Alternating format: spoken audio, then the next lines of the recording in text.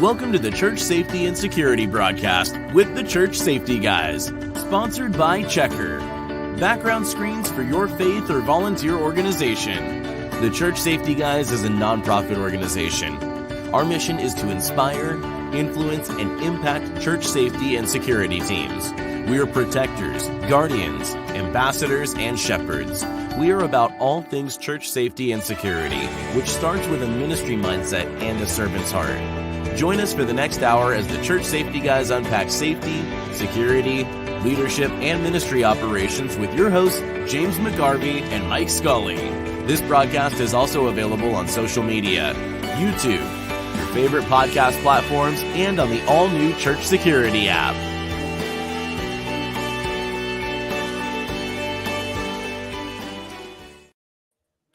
Hello, welcome to the Church Safety and Security broadcast with the Church Safety Guys. I am James, and as usual, I am joined by my co-host, Mike Scully. What's up, sir? How are you? It has been a crazy day. I hear you. We just wrapped VBS yesterday, so that was Nice. that was interesting to say the least. And we're not obviously don't have our own building, so that had added concerns and challenges around it. But they did a great job taking care of it, so that was good. Yeah, today actually my church plant, we had quite a few people that were out sick, and so I was kind of down. So I was running around like a chicken with its head cut off. And then we did our first membership class for the church plant today. Nice. And my wife and I are actually part of the leadership team to do that. And so I was going to say, why are you wearing a tie? Yeah, for those of you that can't see the video and you're listening to this later on the podcast, I'm wearing a tie, and even I never know how I need to start calling the pastor. I never know how he's going to dress, and he dressed today how I normally dress, which is a nice Business shirt, casual. Yep. business casual, yeah. And so I'm like, okay, well, I need to throw a tie on, and then I get there and I'm like, bro. So which way does that work? Is it Pastor Dr. James or is it Dr. Pastor James? You know what? I think the correct term, if I was a pastor, I think the correct term would be Reverend. I think they usually do Dr. Reverend, actually. Okay. Because I was wondering what technically the proper syntax of that. Yeah, pastor and I don't know, pastor and reverend, I think usually are like a lesser certification process, I guess. I don't know. I was going to say the tie takes you out of the millennial pastor starter kit, so you're not quite there. You're killing me. Although it was funny because my sending church, my original church, who I went to today as well, like because I've been the safety director there. I went there and they ordained a young man who I'm very familiar with, does a fantastic job, very excited about his ministry, and he wants to be a pastor. And I was out in the foyer. I was getting ready to head home and get ready to go to the second church. And I had an older gentleman come up to me and he said, "You're going to be on that stage next." And I just looked at him and I said, "What in the world are you talking about?" And he's a great guy. Snowbird, flies down to Florida, spends half his year in Florida with his wife. And he's like, "Nope, God told me you're going to be on that stage next." And I just started laughing, and he's like, "Don't you laugh at me." I mean, he was being dead serious. And I said, "I don't really know why I would be on the stage unless there was a security threat and I was taking care of something." But I don't know. It's crazy. But anyhow, if you've just joined us, welcome back. And if this is your first time listening to us, welcome. We have a large amount of resources at our website, which is churchsafetyguys.com. And you're welcome to actually go over there and check those out. And then also you can always download the Church Security app. That's free at Google and iOS stores. And that has a number of resources as well. But you can listen to us on Spotify, on iHeartMedia, Apple Podcasts. We have all of those major podcast companies that our podcast is on. And then also, we just set it up. So if this is your first time visiting us, that you can go to our website and you can actually watch the broadcast through the website. And if you go to the top of the page and you click on training and then broadcast, it will actually come up to the most recent one, and you can watch it live there or catch up through our website. So Nice. very, very intuitive. We're trying to keep it lively. I know a lot of times we get reports from folks that they just missed the broadcast, or when we'll set up an event reminder in the Facebook groups, and sometimes they miss the event reminder, or they think the broadcast goes straight to that, and it doesn't. It actually broadcasts at a different place in the group. So I figured if we set it up for the website, it'll be quick and easy for folks to just go there. Yeah. And watch that. I do know you wanted to cover, there's some news that happened this week that involved the church. Yes. So normally, I mean, a lot of stuff happens, obviously through the news day to day with churches. And honestly, a lot of times it's fraud or fires or theft or that sort of thing. But this week, to me, it kind of hit a little home, and it was up in Ferrysburg, Michigan. There was a 16-year-old that actually drowned while swimming, and he was with his church youth group, and he got caught up. Unfortunately, he got caught up in the riptide and the current, and so they were able to find him. The Coast Guard and the local sheriff's office had a water rescue, and they were trying to resuscitate him, and they were not able to do that, unfortunately. But it just kind of, I guess maybe it hit home a little bit with me because I have a 16-year-old, and you know, I'm very pro youth activities and that sort of thing, and I'm grateful that our church takes safety and security very seriously on non-campus activities. But I just wanted to kind of bring it up and just remind folks that even non-campus activities require a mindset of safety and security. And you know, it's unfortunate. I don't know if the folks that were trained or not to handle, potentially helping resuscitate him or that sort of thing. But realistically, it's always important to keep that in mind. And a lot of times, one of the things that we'll do is we'll actually run we'll either run a group outing with one individual or a pair of individuals if we can. So anytime kids leave the campus, and when I say kids, I mean 5 or 6 up to 18. Anytime those church folks leave the campus, we have at least 1 or 2 people that go with them.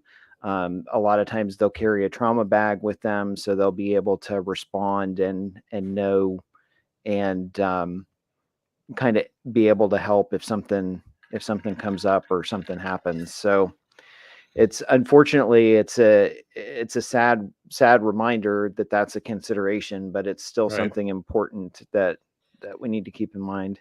It's an unfortunate call out, but I think so often the folks in this ministry can get focused exclusively to the security side of the ministry. They are not as much paying attention necessarily to the safety only. And then you add the fact that it occurred outside of a Sunday morning and it occurred off campus. You add all of those extra degrees of complication. Not every safety and security team has the bandwidth to support that, to send 1 or 2 guys or whatever to a field trip or retreat or any of those, but it's something to think about as your organization matures its ability to handle response and deal with different sorts of situations and move towards being really an adaptable team. Being Right. adaptable means being able to handle things outside of Sunday morning, being able to handle things off campus, and understanding what your environment is. Where's your closest hospital? What is 911 like in the situation of where you're at? What sort of response might you be in if you're traveling for a youth group or things like that? So all those things are important to comprehend and kind of consume as you're starting to make longer term plans and continue to grow as a team. For sure. And checking out the municipal services, like you just mentioned, touching on it, most municipal services around the country still have, or they use 911 as their method of emergency contact. But keep in mind, I mean, if you're going, like my team just went up to North Wisconsin for a camping trip, like our teen group. um, some of those, honestly, I mean, they went up north of, I think it was like 4 or 5 hours north of Chicago. I mean, there is nothing up there. Oh yeah. And I had a quick conversation with the youth pastor, and I said, "So are you taking a trauma bag, or what's the plan if something happens? How are you going to handle it?" And he was able to lay it out for me, and I was grateful that he had thought through it. But he was basically, this is how we're going to handle it. We have, a life flight helicopter for medical to get in here because we're so far out in the middle of nowhere, and this is the facilities, and this is what we're going to do, and this is how the facilities are handling it. Because a lot of times too, you have kids from a youth group perspective, you might have kids that are diabetic or have special needs that, that's, I mean, if a child goes into a diabetic emergency, how are you going to handle that? And that's a good thing to just think through and talk about. And that's an episode all unto itself. But I mean, It even is. looking at the idea of degrees of types of events and the risk factors that certain attendees may have, Sure. you even got the classification of going high adventure, which is more intensity, more this if it's hiking or things like that. But even beyond that, if you're going off grid and high adventure, and you're that much further from hospitals and response, you need a way both to deal with certain issues, but also understand that plan. So again, we'll leave that for another episode. We For do have a sure. great guest here tonight. Absolutely. So without further ado, let me bring in Mr. Chuck Chadwick. So, hey Chuck, thanks so much again for joining us on this broadcast. Yeah, thanks for having me. That would be you. Your name would be the Right Reverend. Oh, the right. Well, that's only if I'm down in Texas. That's right. That's right. Well, thank you so much for having me. It's Absolutely. our pleasure. So you're with the national, or you formed the National Organization of Church Security and Safety Management. So I know you have a long history of church safety and security. So how did you get pulled into all of that? Well, I started in private security back in the late '70s, maybe before a lot of the people that are listening to your broadcast were born. But yeah, I'm working on the 42nd year of security, and I sometimes my wife says I'm retired, and I go, yeah, I get tired, and I get retired again. But yeah, I worked for a private firm for about 20 years that was in, I guess you might call it the height of private security, where you got a mixture of executive protection and asset protection, people and things. Yep. And my wife and I were going to a pretty large church, Ed Young's Fellowship Church in Grapevine, Texas, and they were running around 6,000 people a weekend. In the church realm, we call it TWA, and that's not an old airline. It's the typical worship attendance So, everybody, it's just a measure of how many people come through your doors on a weekend. And it's really, it's a matter of how many people come through your doors as to how many problem people you're going to have. It's like, what's your estimate of, how many out of 1,000 people are you going to have problems with? And that just grows as you get bigger. And we were volunteering there, and they were so large that they were having enough problems. And right after 9/11 in 2002, right after 9/11, they hired me as their full-time director of security. Had a background in all of the different technical aspects as well as the people protection aspects. And we grew to be 22,000 people at the single campus. And then broke in, it was when multi-campus first started back in the early 2000s. I think Seacoast Church on the East Coast was the first one to really do a lot of satellite churches. And so we were running about 5 different satellites, and our security detail was called the Multi-Jurisdictional Task Force. We had 39 different law enforcement people from 7 different agencies, as well as a full complement of pastoral protection is what we call it nowadays. And I worked with them for a number of years, and then went off on my own to form what was then called Gatekeepers Alliance, which is now the national organization. So we have a number of different companies. Nocssm is what we call the National Organization of Church Security and Safety Management. And we have a number of, that's our 501c3 company, a national company. And then here locally in Texas, we have a state security school. So if you wanted to be in the profession of private security, you would need credentials, and that's one of our companies, the Christian Security Institute, based out of the Dallas-Fort Worth area. And then we have Gatekeeper Security Services, which is a professional security company. So we do commercial security per se. We only deal with churches of the Judeo-Christian faith. And our main thing is we take volunteers from churches. We train them as professional security officers, and then we deploy them back into the churches. So to date, I think we have around 500 active officers and about 100 churches here in Texas. So that's what we do. We're a little bit different. Just like our conferences, we're going to have our 17th annual national convention here in Dallas on August the 13th at Watermark Church.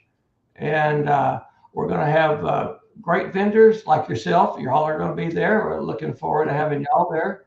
And our conferences are a little bit different than the run of the mill. I think every church has gone to a church security seminar where they talk about your security team and all the normal things that is usually involved in a church security seminar or conference. We're more on the technical side. Like for instance, we're going to have Scott Stewart of Torchstone, and he's going to give a in-depth how-to for developing a protective intelligence program for your church. That ought to be really interesting. Yeah, definitely. And then we're going to have Dr. Sean Lawler, and he's actually works for one of those 3-letter government entities.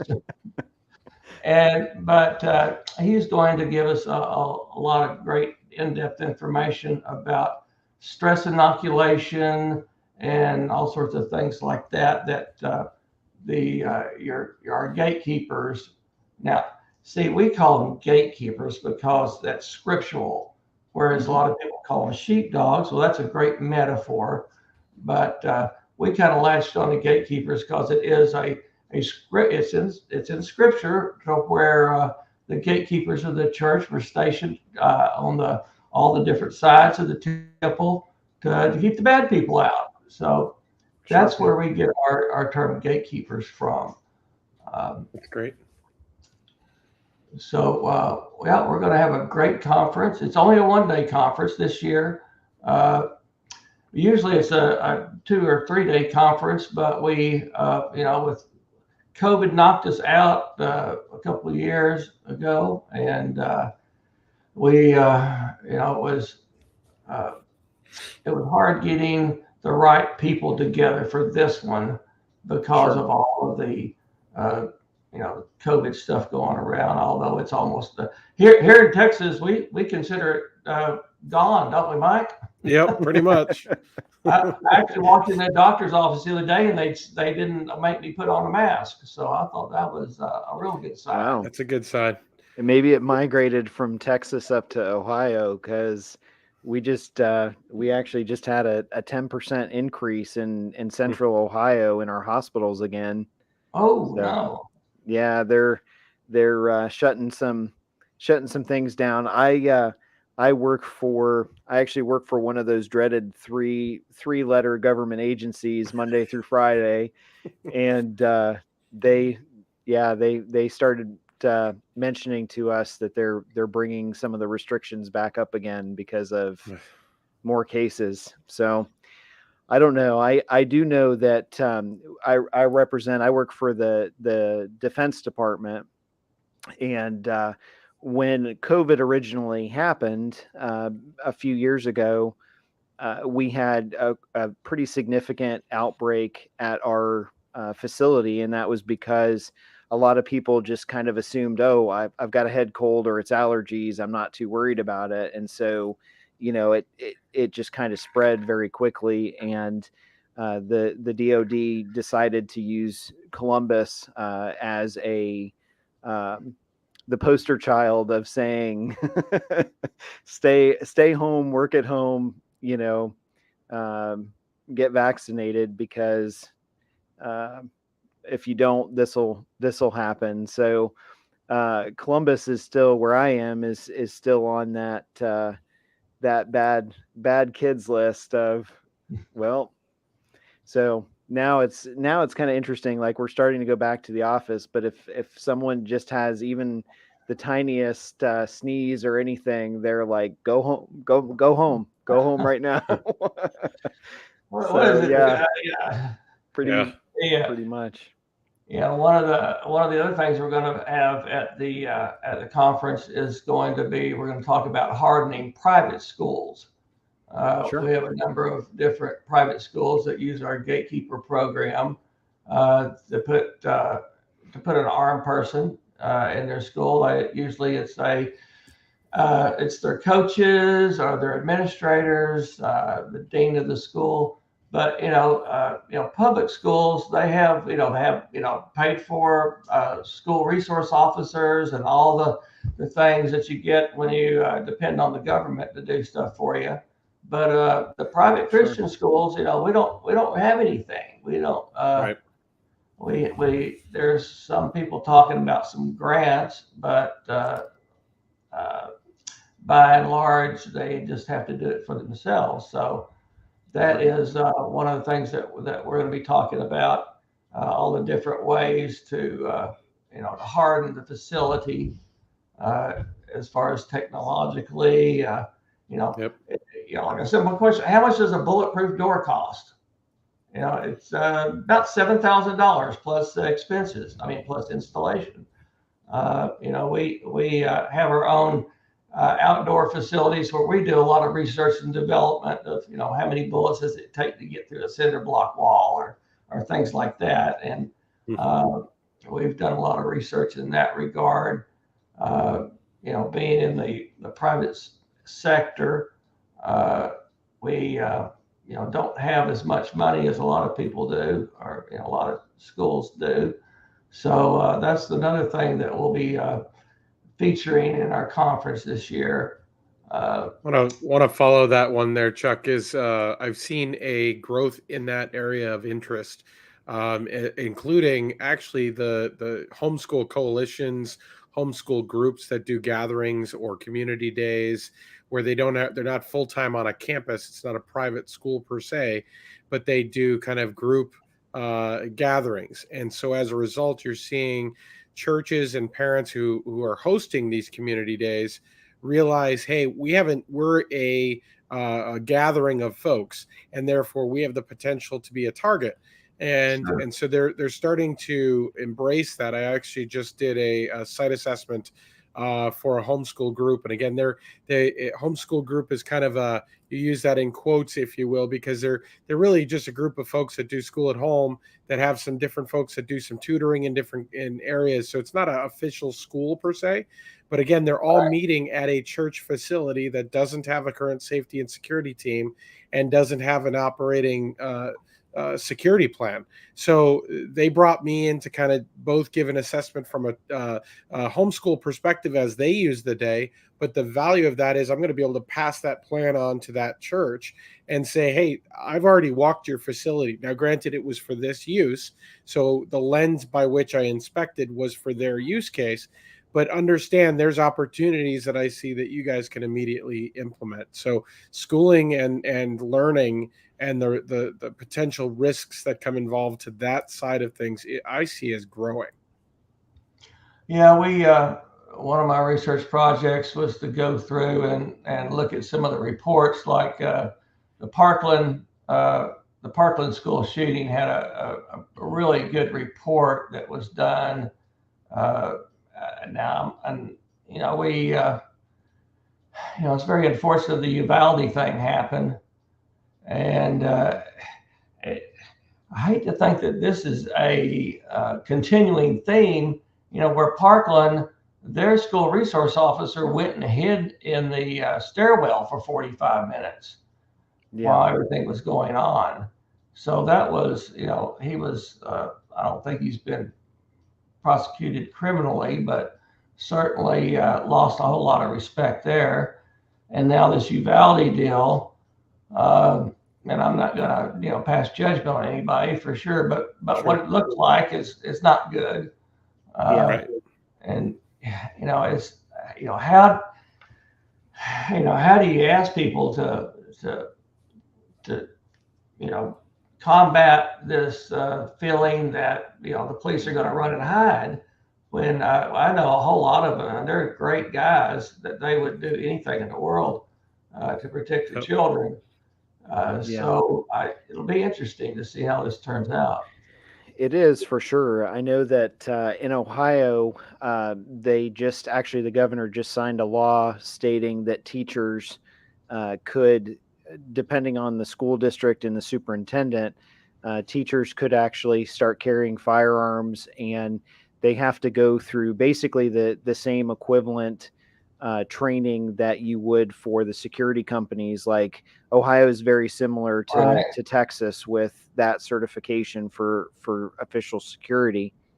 And so I thought the governor signed that. Well, I just noticed actually yesterday, I think it was, or the day before, that they're also starting a new program in Ohio that they're hiring either veterans or peace officers, and their goal is to basically put a single individual in every school.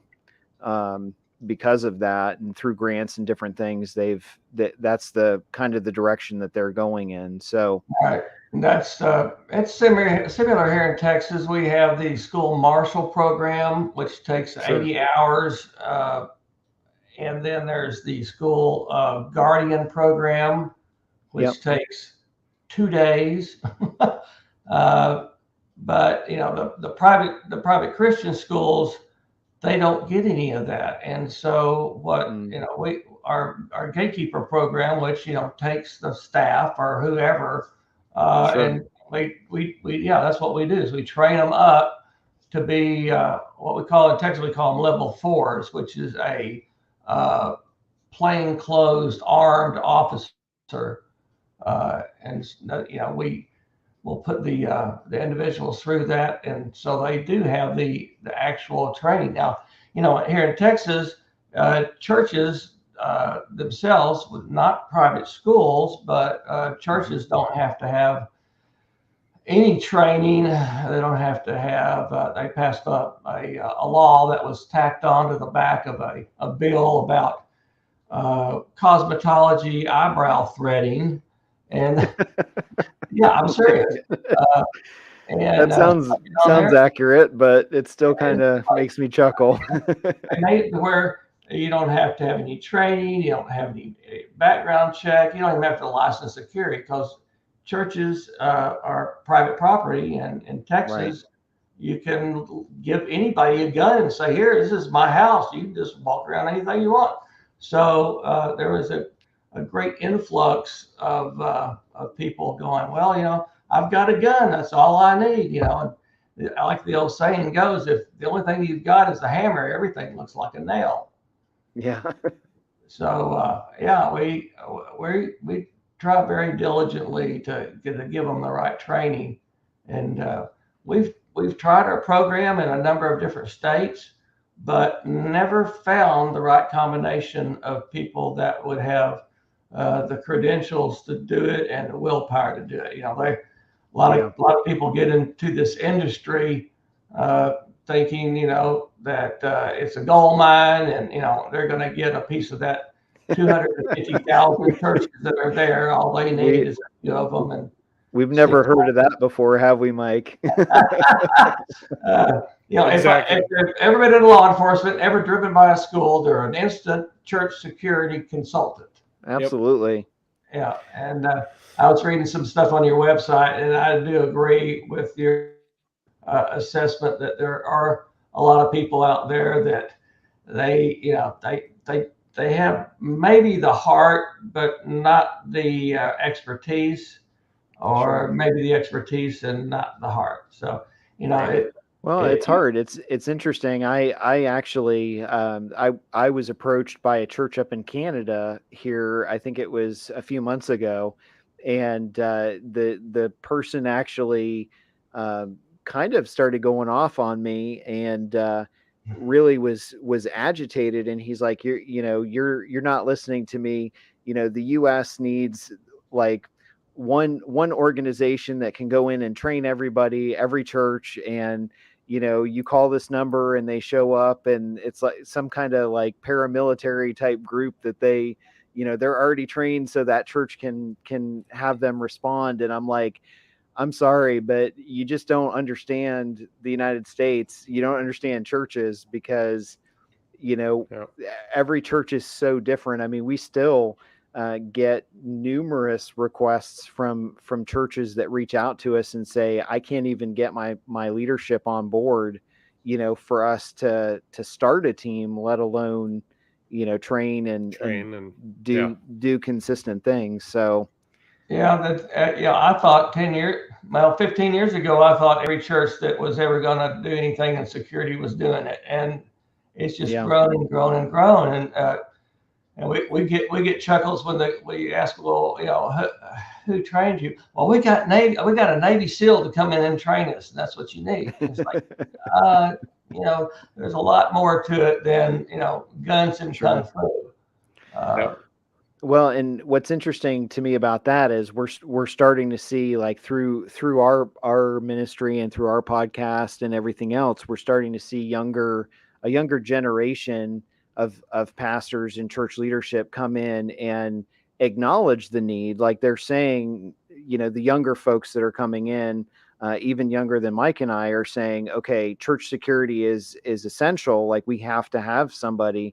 But they're still falling into that, like you mentioned. Like I had someone contact me the other day, and they said, "Hey, my church recommended this local person that basically, to your point earlier, was just somebody that drove by a church and said, hey, I know, I know about churches." But it's interesting to me that there are several groups that I've had the opportunity to work with in Ohio, actually Ohio and Michigan, that they've actually, it's law enforcement agencies, but they've actually come to me and said, we understand that churches are a unique thing and they're different. So tell us how we can interact and how we can better respond and better train with churches and that sort of thing. So we've seen a lot of good progress in a good direction with, the industry, I guess, as a whole. And we've seen some slight changes, but it's the church isn't always proactive, as with some of that stuff. Sometimes they're more than more than reactive, but it's what I call the church security gap, in the sense that there's a gap that exists between this perception of, okay, we now needed security, so let me see what I have in my membership. And they tap the local person who's, I love their service. Don't take this the wrong way. But, maybe they're military veteran, maybe they're current or retired police officer, and he immediately put them into ministry. And I'm like, okay, they may not have the ministry backbone or the understanding on how to operate a team. They may know some tactics and tactical procedure and response in a threat situation. And so they can bring value to the table, but not necessarily as team leader or ministry lead for that matter. So I think there's a difference between establishing a solid foundation, understanding it's a ministry. We talk a lot about how they have to be part of the vision and mission of the church to execute faithfully as a ministry. But then it's how do you build that core foundational set of skills and knowledge to operate successfully as a ministry, to be able to be to de-escalate, to not have to respond. And then what do you build on top of that as far as skills and training to make yourself able to respond to different types of situations? Now, each church, that threat matrix, that profile is going to be different. So the types of scenarios they're going to respond to is different. However, everybody's going to have a medical incident. Unless you're that church with all 30s and 20-year-olds who, they've just started and they almost never have a medical incident, you're still going to probably have a medical incident at some point. So I think there's things that are necessary. And then as you circle around, you get into deeper levels of intensity and more specialized skill sets to respond to different types of scenarios. And I think that's where the gap is. There's that disconnect between how to fill that gap correctly and rise and train to that effective maturity as a team, versus thinking, I sent my team to a training this year, or they went to the range 3 quarters ago, or they did this or they did that, and now they think they have a safety team. It's a lot of them treat it as a project, not a program. Correct. A program is going to keep moving. It's going to keep adding things. You're going to get into different areas, whereas a lot of ministers want to say, well, I'll give you so much money, and then after that's done, okay, it's all done. I'll have to do anything else. For sure. And that's exactly what we're seeing as well. It's like it's a one-time fix instead of continually proactive, monitoring of what's going on to support that church and the church activities. I mean, just this past week, my senior pastor at my church got an anonymous phone call where someone called the church with a voice changer and threatened him and left a message and said he needed to get his act together or else. And he actually called me and said, how do you want to handle this? And we took some measures and addressed it. But at the same time, I mean, that's an active, ongoing situation. That's not something that, putting up cameras simply takes care of, I mean, it's something we've got to pay attention to and realize that as individuals preach the gospel and preach the word of God, that in itself is not going to be appreciated by everyone. And there are going to be individuals that act out on that and choose to make poor choices based on, their mental health, their mental status, or just plain disagreement. Yeah. One of the other things that has come up lately is we got approached by the Department of Homeland Security whenever the Roe verdict, I guess you could say, came out. Sure. And they're wanting, and I'm sure they're probably wanting to do this in all different states. I know that there's something like this in Colorado, but here in Texas, the North Texas area, and Mike, I mean, I'm sure there's one down in Austin area. They were saying there's 80 different fusion centers where they're taking what they call suspicious activity reports. And Sure. it's all run under, it's kind of run under InfraGard, but not really. But that's kind of like where they're starting out, and they're noticing they have all these different segments of business, I guess you could say, the infrastructure of the United States, and they're just now realizing that faith-based has a particular threat matrix, I guess you could call it. They want to set up some kind of network per se to where our churches can give them information, suspicious SARs or suspicious activity reports, and in turn that they would, if they are getting credible intelligence, be able to tell us things to look out for. So I thought that was really interesting. We're gonna see about working with them. I don't know, James. I'm kind of nervous about working with the feds.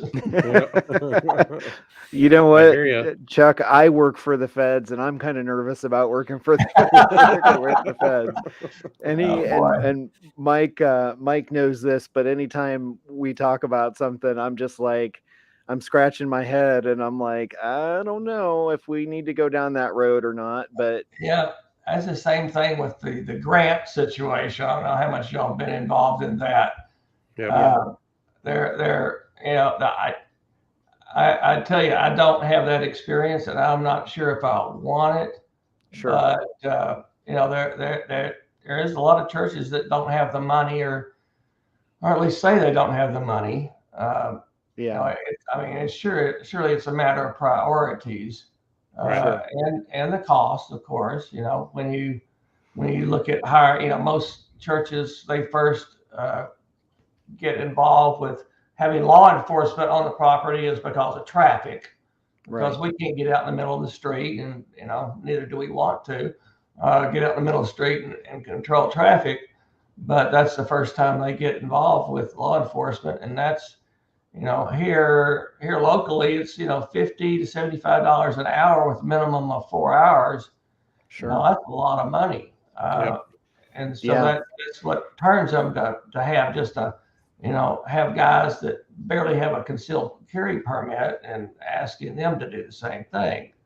Yeah. So it's hard because I do know that to actually the grant point, and then I want to circle back to hiring, like you mentioned, from the grant standpoint, there's very, very specific guidelines that the Department of Homeland Security requires for that. And it was kind of interesting today. My wife, she usually reads articles on church safety and whatnot, and she'll send them to me. And there was a big article. I think it must have been a slow news day, because it was I forget if it was NBC or who it was. Someone basically was doing an article on churches increasing security based on the situation that happened in Northern California here recently with the I forget what population, but there was a church where the guy went in and he chained the door shut and then started shooting and different things like that. And Virginia Tech, but it was interesting because my wife asked me, she's like, why would someone want to go to DHS for help with this? And I said, well, they offer in some cases it can be beneficial. They offer, finances for establishing cameras and different things like that. And they can provide money to hire an officer. But to get back to your point on that, in Ohio, we can't hire an officer. Like, we don't have enough officers. And in Central Ohio, I know at least a half a dozen churches that are trying to hire off-duty officers to come and do that, like do traffic, come help out. And they just don't have the officers. Nobody's picking up that overtime. And one of our guys out in Arizona that does a lot with our ministry, he was telling us the other day that I think it's Tucson or Phoenix, they're short, and it's like ridiculous. Like, they're short a crazy number of officers are retiring or leaving. And we're the same way in Columbus. I mean, we've had our precinct, the precinct I live in, we're 150 officers short right now. So, I don't know, how do you combat that from a church's perspective, where, you're trying to do something, but even those municipal resources aren't there. Yeah. It's a hard thing. Every small town has at least 3 or 4 churches, and, a lot of Sure. counties have, 5 deputy sheriffs, deputy sheriffs, and there's just not, if they wanted to. Mm-hmm. Yeah. That's one of the things that I think everybody battles with is, what is the right training? There are no national standards per se, Right. but that's kind of where we got with the doing whatever the state says is the required training for private security. Mm-hmm. I think it's a good model, no matter what state you're in. What does it take to do it as a profession? And that would give them at least a good start. You have, not that it is all about guns or anything, but that is as part of it. Defensive tactics is part of it. All of the intermediate force, all that type of stuff is, Sure. and then the use of force and what's legal, and it's different in every state. I mean, I think is it still in Virginia or New Hampshire or New Jersey, to where you don't even have the right to stand your ground type thing. That you have to retreat as much as possible. I think it's New Jersey, actually. Yeah. Okay. Yeah, because I know New Hampshire. Actually, I grew up in New Hampshire, and they just passed. They actually just passed a stand your ground, and so did Ohio. Yeah, I don't know. I mean, I've kind of wondered at one point. Ohio has been consistent for a long time with security practices for certification, like Texas. And I've kind of wondered when, if anything, at some point is a law going to be passed, trying to bring churches in. But, so far at this point, they've stayed away. And I mean, I know Governor Abbott is quite a bit more conservative than Governor DeWine in Ohio right now. But DeWine came back with COVID and basically signed a law saying that churches, like you said earlier, churches are private property, and we can't, basically trying to protect the churches and places of worship to say, you guys do you. And that's a two-edged sword, I think, sometimes, because like you said, you get a smaller church that is trying to do things, but then they just kind of focus on the firearm piece. Yep. So I don't know what the answer is. You made me nervous when you started the sentence there, and you started to say Abbott is conservative, and then you said compared to DeWine, and I'm like, okay. when you put the two together, I was like, okay, I got you. Otherwise, I was going to say leave the commentary about our governor to the two Texans here. Oh boy. Yeah, I don't know that I want to go down that road on I this don't. Just saying. particular broadcast, but hey, you convinced me. I was thinking that he would make a next good president, and I think you managed to convince me that there are other options out there. For sure. Well, there's a lot here, so I know we're running short on time. Chuck, just kind of go over the dates again, how they can sign up to attend. I know we already have some of our audience that have told us that they've already purchased tickets, so they're going to meet us there and say hello and things like that. But why don't you give them the details, and that Sure. way we can get some more people out there. Sure. The website is nocssm.org, National Organization of Church Security and Safety Management, nocssm.org. You can go there and just click on the conference button, and it'll take you right there, and you can get your admission tickets and come, and we'll see you there. And we expect a good group every year. We have a great group, and I look forward to seeing you guys there. Absolutely. We're gonna, lunch is provided. There you go. I'm looking forward to the intelligence one. I mean, we always want to hear different perspectives of different speakers, and what little bits and pieces can we add to our toolkit. And we're Semper Disciplina is one of our mottos, and always training. So we don't purport to be experts. We certainly know we've been doing it for years, and we've been and experienced a lot of different things. But a lot of times it's exposure. It's exposure to actual incidents. It's exposure to different pieces of knowledge, different perspectives, different speakers. And that's what really drives the richness and maturity of different skill sets and what people can bring to this ministry. So looking forward to that day. Looking forward to be able to shake your hand, Chuck, and meet in person instead of so often everybody who comes on our show, we never meet because it's all virtual. So it'll be good to actually say hello in person. James, are you going to come in early, or are you have a late flight? I'm going to fly in Friday evening. So so I think it gets into the airport around 10, and then we're staying at the hotel near the church. So okay. I think you'll find Watermark Church is phenomenal church. Huge church, but one of the things that was kind of different, they first started in a 10-story office building that somebody gave them. Wow. In Dallas proper, down into the city. And then they built a huge auditorium, and then had a couple more office buildings, and they're just they're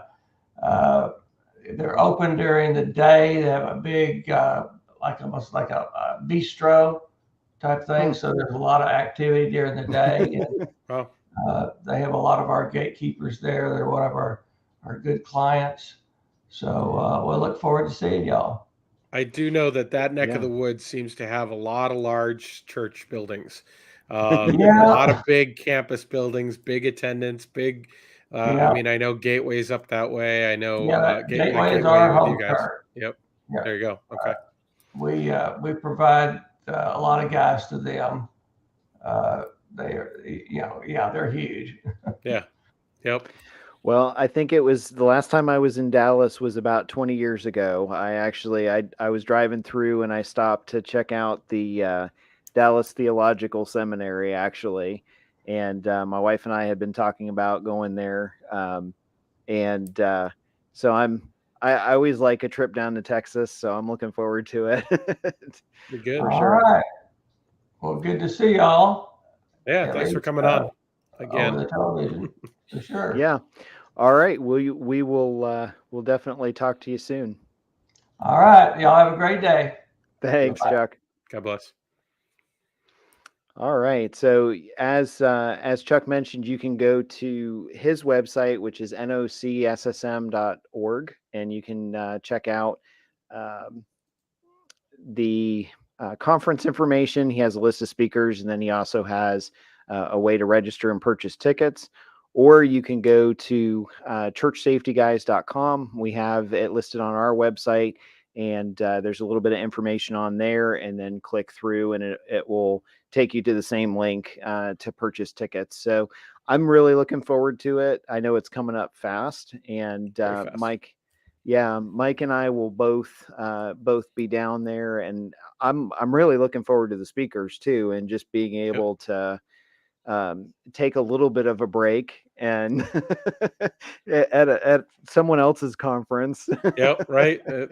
As much as it's going to feel like a break, as much work as it is to, prepare and plan what we're doing there and get all this lined up with Chuck and his team and so forth. But yes, in comparison to all the effort that goes into, say, our Church Security Essentials conference that we did in May, it is going to feel nice to actually be able to consume a little bit. I mean, we talk about that all the time to folks that in this line of work, we're very often outside the auditorium and sometimes we need to hear the message. Well, this is one where we're going to actually be able to get part of the speakers and things like that. But come check us out. We'll have some books available and some different things there. If we've never said hello, by all means, stop by. I know we have a few that are going to pop by and do just that already. They've reached out and said hello, and looking forward to that as well. For sure. So as always, you're welcome to reach out to us through social media or our website. Our website is churchsafetyguys.com. And if you need resources for your church or team, there's plenty of resources there. And there's information about our college program online. There's information about our books and resources.